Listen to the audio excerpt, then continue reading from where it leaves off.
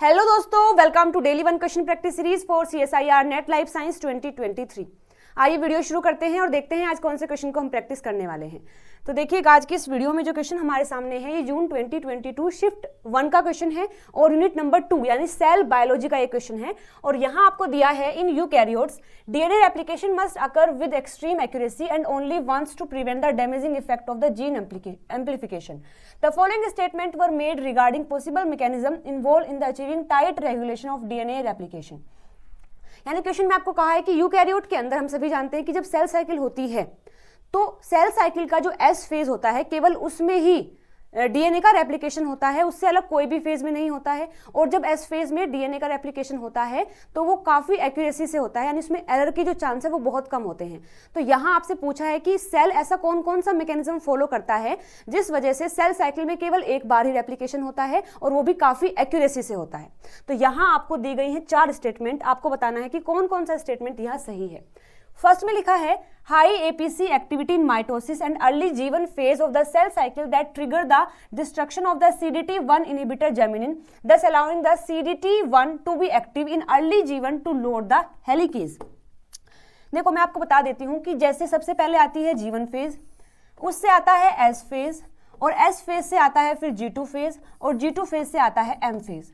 तो रेप्लिकेशन होता है एस फेज में और हमें पता है रेप्लिकेशन के लिए मोस्ट इंपॉर्टेंट एंजाइम है हेलिकेज जो कि डीएनए को ओपन अप करता है। और हेलिकेज को लोड करने का काम, मतलब जहां से रेप्लिकेशन स्टार्ट होगी वहां लोड करने का काम करता है CDT1 और CDC6।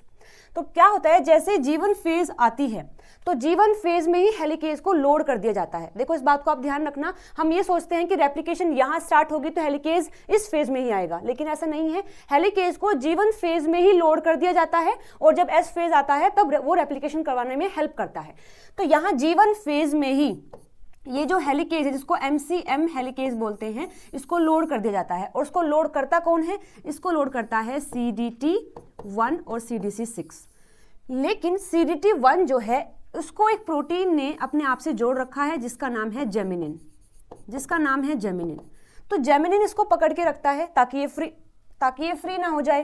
तो यहाँ पर हमारे लिए ज़रूरी है जैसे जीवन फेज आती है कि CDT1 को जेमिनिन फ्री कर दे और जैसे ही CDT1 फ्री होगा ये MCM को वहाँ पर लोड कर देगा। तो अब इस जेमिनिन को हटाने की बात है। अब इसको हटाता कौन है?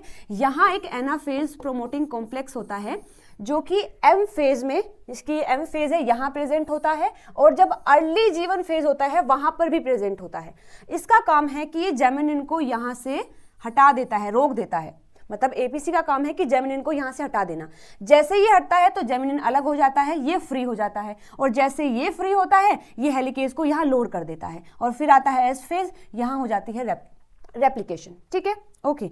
तो देखो हमारे इस स्टेटमेंट में भी बिल्कुल ऐसे ही कहा है कि हाई एपीसी की एक्टिविटी इन माइटोसिस या फिर early G one phase of the cell cycle that trigger the destruction of the CDT1 inhibitor geminin, यानी कि जीवन फेज में जो जेमिनिन होता है उसका डिस्ट्रक्शन कर देता है एपीसी कॉम्प्लेक्स, जिसकी वजह से CDT1 एक्टिव हो जाता है और वो अर्ली जीवन फेज में ही हेलिकेज को लोड कर देता है।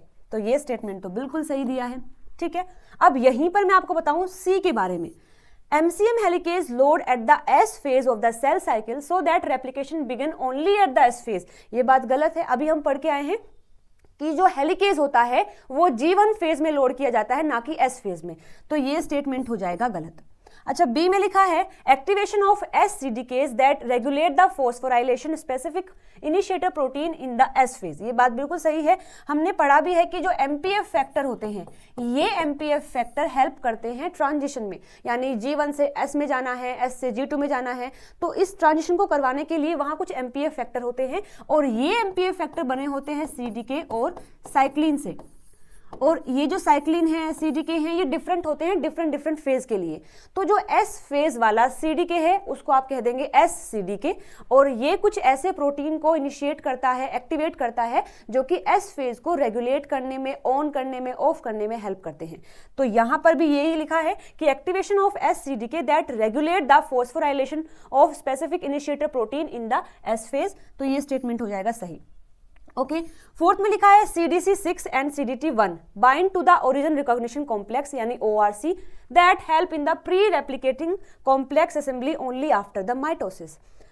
यहाँ लिखा है कि जैसे ही माइटोसिस हो जाती है और माइटोसिस होने के बाद ये G1 फेज आता है, तो G1 फेज में ही ये जो CDT1 है या फिर CDC6 है, तो वहां पर जो ORC साइट होती है, ORC वो साइट है जिस पर की रेप्लिकेशन स्टार्ट होगा, जिसको बोलते हैं प्री रेप्लिकेशन कॉम्प्लेक्स।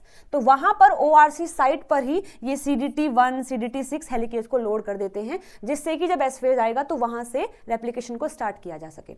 देखो इस डायग्राम से भी मैं समझा देती हूँ आपको। ये बना है प्री रेप्लिकेशन कॉम्प्लेक्स और ये कंप्लीट बन जाता है G1 फेज में ही।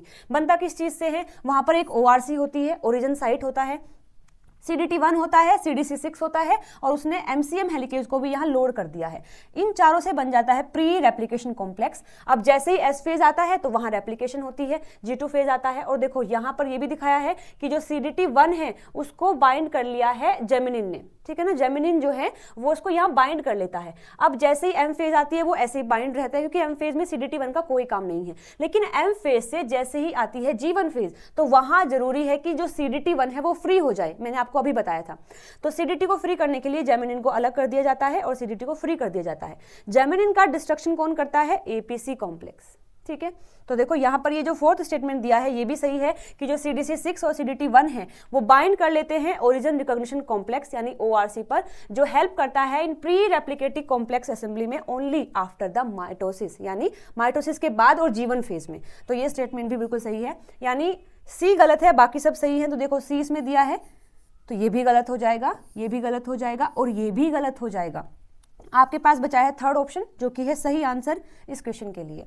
तो आई होप आपको ये क्वेश्चन समझ आया होगा, हमने सोल्व कर लिया है। अभी भी अगर किसी भी पॉइंट में कोई डाउट है तो आप कमेंट करके मुझसे पूछ सकते हैं। और मैं आपको ये भी बताना चाहती हूँ कि ये जो टॉपिक है सेल साइकिल रेगुलेशन वाला, मोस्ट इंपॉर्टेंट टॉपिक है फ्रॉम द यूनिट नंबर 2 यानी सेल बायोलॉजी से। तो इसको बिल्कुल भी छोड़कर नहीं जाना है, इसको फटाफट से रिवाइज कर ले और सारे क्वेश्चन जितने भी यहाँ से आए हैं उसको प्रैक्टिस कर ले। चलिए तो मिलते हैं अगली वीडियो में नए क्वेश्चन के साथ में। Till then bye bye, take care.